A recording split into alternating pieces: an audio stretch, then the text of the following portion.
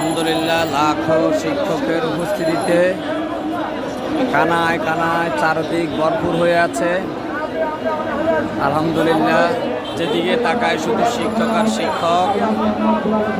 লাখো শিক্ষকের উপস্থিতিতে আজকে জাতীয় প্রেস ক্লাবের চতুর্দিকে কানায় কানায় ভরপুর হয়ে আছে।